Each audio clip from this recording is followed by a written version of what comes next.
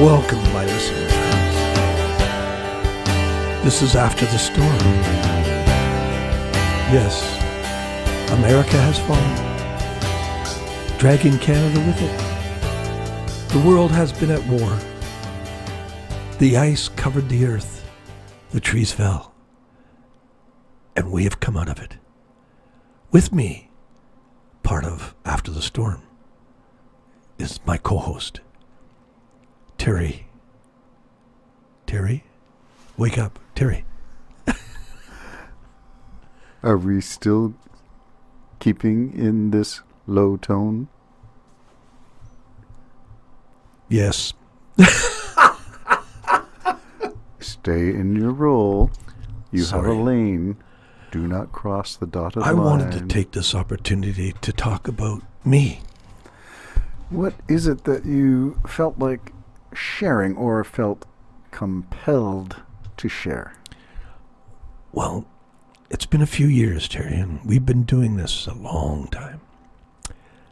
I was afraid where you were going to go with it's been a few years since ... But, okay, this meaning your podcast.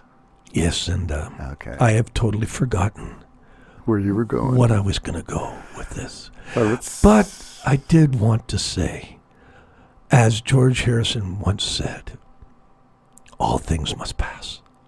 All things must pass. I thought that was in Ecclesiastes, but I'll go with Harrison. Okay. Ecclesiastic is, To everything, wasn't it blowing there in the is a wind? Wasn't that blowing to in the everything wind? there is a season. Wasn't that David's brother, Bob Dylan? Oh yes, David and Goliath's brother. Yeah. So I don't know what to do with this, Terry. This was just going to be an easy old broadcast in the basement. But guess what? America is still here, so is Canada. The trees are still blooming, and we still have life. There are buds on the tree. I went out there with my chainsaw to just make sure before I cut it that there were no buds on the branches I was cutting down. Yeah, cleanup operations begin, and I'm wondering, on a political scale, what the cleanup operation is to restore America to a place where it again is a beacon on a hill. You know what? I'm glad you went there. Because that is, I think, on a lot of people's minds. Maybe not Americans. I don't know. But everybody else in the world. But everybody else in the world, yeah. Because we now look at them differently. I do. The nation, not the people. They're the same people. No. So let's separate that as a good way to begin this thing. We are not talking about Americans, America, the people. We are talking about, well, I'm talking about the portion that elected this ask me no questions person who voted for this guy, who put him in a position of power, those who decided, who were apathetic enough to stay home because they say nothing ever changes. It's either Democrat, it's Republican, nothing ever changes, conservative or liberal, nothing ever changes. Apathy rules the day. Apathy costs the elections in every democracy where people do not make the effort to find out who's doing what and what they stand for. And that includes the United States, it includes Ontario. We just had a provincial election. 40% of the population eligible voters voted. Same in the United States. So when Trump says, I have a mandate, no, you don't. You don't even have 50%. And of the 50% you got, that was of the less than 50 that actually voted. And out of them, how many husbands or wives voted because their spouse told them what to do? Whoa, or how many good people point. Good who point. came here as immigrants are voting because the son or daughter told them this is how you vote? Because I've seen that in our own country where the parents just do what the kids tell them to do as far as voting. They don't care. They just don't think about it. It's a mark on a paper. So we have this now. We have an America that has damaged, maybe unrepairably damaged, its image across the world. We talked about it earlier that when I was younger, the United States was considered a-holes. You know, the whole bunch of them. They were cheeky and loud and brash. Brash and confident. And I remember one time I went on vacation, was a young guy, and every time I opened my mouth, he said, "You're just jealous." I go, what am I jealous about? I personally come from the best country in the world. I don't know what you think I'm jealous about. I'm glad you have a business friend. I'm glad he was just a young guy. I'm glad you have that business. But, no, I'm not jealous. No.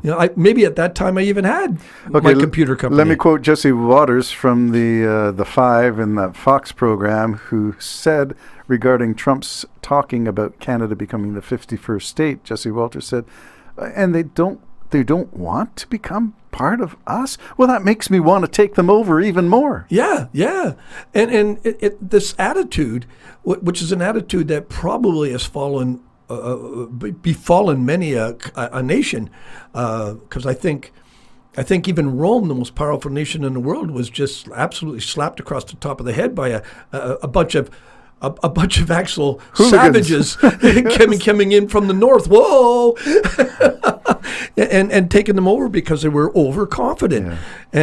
And I think this is what bothers me a bit about what I'm seeing with the government people, the billionaires that are controlling everything at this particular time. Is it used to be a nation under God, then it became a people for the people. Now it's the people, and I believe it's we are great, we are fabulous, we are the best, we are the strongest. Everybody wants to do business with us. Trump even said all the countries are calling me up wanting to kiss my butt. Only he used the other term. And he said, and they're begging me. And all of that is a lie. And all of that's a lie, but that's what his mind said. This is where he reveals his mind, what he thinks. Yeah. That it comes out of his mouth when he talks like this. And he just thinks it's a superior nation to everybody. And it is. But just like the markets fell, just like so many things can happen, just like the dinosaurs, if you like, went extinct. That took a meteor, Jim. What are you saying? Well, what I'm saying is you cannot bank on that if you, little man, are banking on your power that you think you've got. You're going to make a mistake, and you are going to fall. All nations have. So they're no different than anybody else. We're all dust in the wind. We're all dust in the wind. Oh, I like that. Yeah. Is that a little Genesis, or was it? Who was it? No, it wasn't. Journey? Genesis. Dust in the Wind? Journey? Oh, maybe Journey.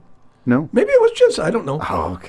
I like, I like them how all many anyway. times does a man look out before he's Oh, you like Dylan. You'll always go to Dylan. Yeah. That's your drawback voice. Okay. We started off with the dulcet tones, and you were painting the post-apocalyptic scenario of we survived. So what would happen? What would happen if all of a sudden, in their arrogance, they didn't realize that China had some jamming device? They couldn't launch one bomb if they wanted to, or their planes fall out of the skies. I mean, they're assuming they have everything, and maybe they don't. I'm sure there's more than one Canadian was hoping, if we only had this secret weapon they didn't know about, and come on, take us on, and your planes will drop. The cloak of invisibility. Yeah, the cloak. Klingons, where are you? Yeah, I'm sure there's many Canadians were kind of hoping that, that mentality. Yeah. But saying that, other nations have scientists. Other nations have people working hard on doomsday bombs. Yes. Other nations, China's just launching the biggest warship in the world, the biggest aircraft carrier in the world. It's also got some of the coolest beaching machines I've ever seen. Have you seen the way in which they can load hundreds and hundreds of men into these things and skip them across the water? I mean, they're not sitting around just going, isn't America great? They're planning for Taiwan. Yeah, isn't America great? They're not sitting around doing that. They're going, where are their weaknesses? Yeah. Where are their weaknesses? And yes, you bet they're laughing at this particular point, and you bet the Kremlin's laughing at this particular point. And as you said, as the United States is doing what they're doing, the Soviet Union, the next Soviet Union, Russia, is recruiting hundreds. Why do you point with that middle finger? Is recruiting thousands upon thousands. Hundreds of thousands of warriors to take over Ukraine. How did that go to military aggression from such a mellow start? The Jim and Terry Show. We are unpredictable if we're anything. Bye-bye for now. Thank you for listening.